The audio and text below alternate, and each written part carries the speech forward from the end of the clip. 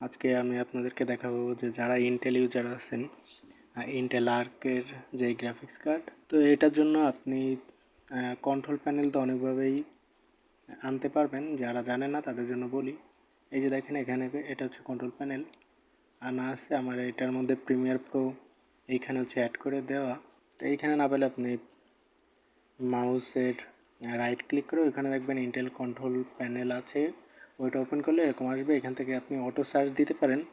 যদি স্টিম থেকে কোনো গেম ডাউনলোড করা থাকে তাহলে অটো সার্চ আসবে, তা না হলে ম্যানুয়ালভাবে দেখেন। এটা হচ্ছে একটা শর্টকাট। এইটার যেভাবে আমি, এটা হচ্ছে ইউরো ট্র্যাক সিমুলেটর 2, এটা যদি আমি অ্যাড করতে চাই তো এটার হচ্ছে লোকেশনে যাইতে হবে, ফাইল লোকেশনে।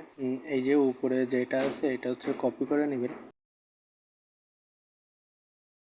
তো ম্যানুয়ালি অ্যাড গেম এখানে ক্লিক করবেন, উপরে এখানে হচ্ছে জাস্ট পেস্ট করে দেবেন। পেস্ট করে দেওয়ার পরে এই যে ইউরো ট্র্যাক ইএক্সি এই যে ফাইল, এই ফাইলটা মূলত অ্যাড করা লাগবে। এরপর সেটিংসে চলে যাবেন, অথবা এখান থেকে রিমুভও করে দিতে পারেন।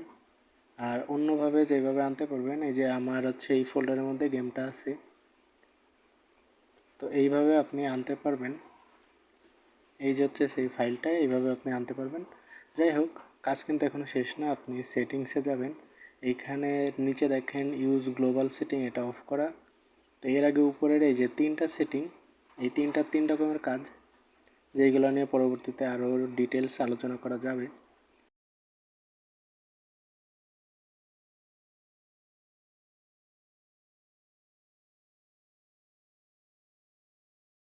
এই অপশানটাও আপনি চাইলে অন করে দিতে পারেন। এখান থেকে বাড়াতে পারবেন, কমাতেও পারবেন। আর সবথেকে ভালো হয় যে ইউজ গ্লোবাল সেটিং, এটা জাস্ট অন করে দিবেন।